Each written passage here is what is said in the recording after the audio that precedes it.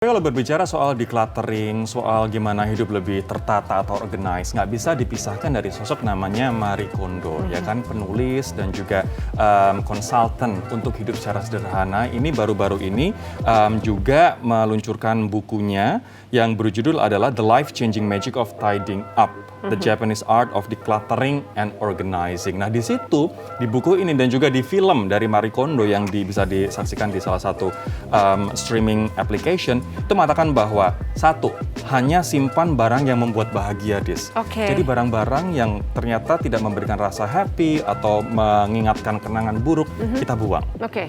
Barang Simpan mantan yang buang. Barang mantan buang, mantannya juga buang ya kan? Serius. Tapi yang kedua adalah tata barang berdasarkan kategori, bukan berdasarkan tempat. Misalnya kunci rumah di sana, tapi ternyata ada kunci kamar mandi di sini. Enggak, tapi tata berdasarkan kategori.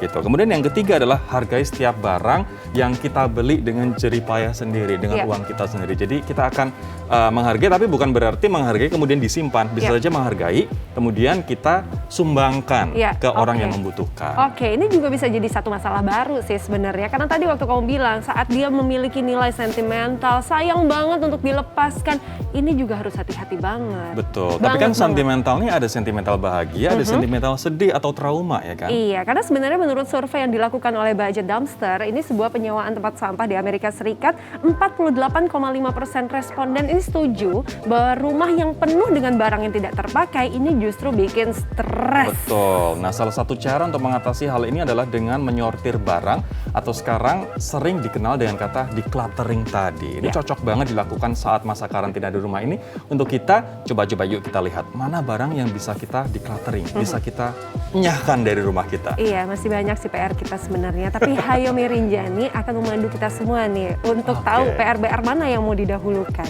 Silakan Hayomi.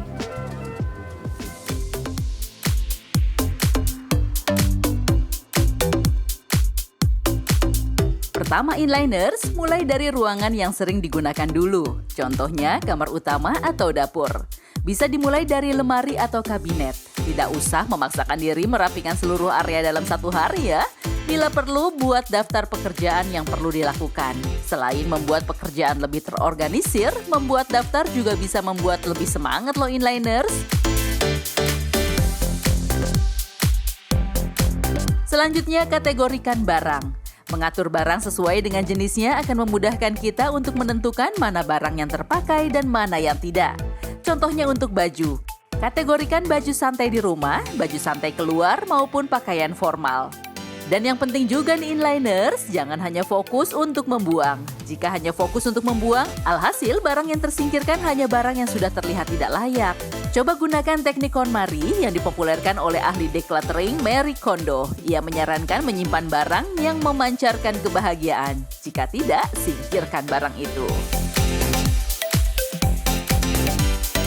Selanjutnya, perhitungkan apakah barang akan dipakai dalam waktu dekat dan apakah ada barang substansi yang bisa menggantikan kegunaan barang tersebut.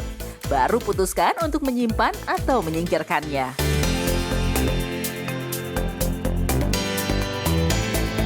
Dan gak kalah penting nih inliners, decluttering bisa menjadi ajang untuk berdonasi loh inliners. Barang-barang yang masih bermanfaat atau memiliki kondisi baik bisa diberikan kepada pihak lain yang membutuhkan. Jadi sekarang inliner sudah tahu ya cara decluttering atau mensortir barang. Semoga kedepannya terbiasa rutin agar barang tidak menumpuk. Selamat mencoba!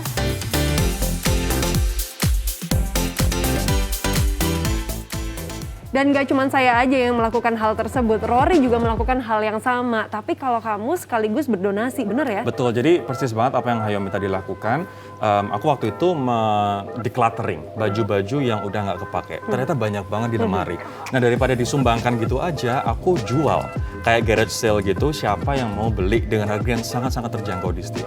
Tapi hasilnya aku kumpulin dan aku sumbangkan ke Yayasan Lentera Surakarta namanya. Ini yayasan yang menangani atau mengayomi anak-anak dengan HIV di Solo gitu. Dan ternyata banyak banget orang yang mau beli dan nggak cuman mau beli aja, mereka bahkan menyumbang sampai 5 juta, sampai 10 juta untuk nanti disalurkan ke Yayasan Lentera Surakarta ini. Aku terharu banget sih. Dan ternyata mulai dari jualan baju baju, ternyata banyak juga yang berdonasi. Iya, kayaknya habis ini kamu bakal nyortir lagi ya. Kalau bisa baju yang udah kamu pakai sekarang sekaligus aja dimasukin segera dipoto gitu Ya ya. nggak bisa, ini baju kantor. Oh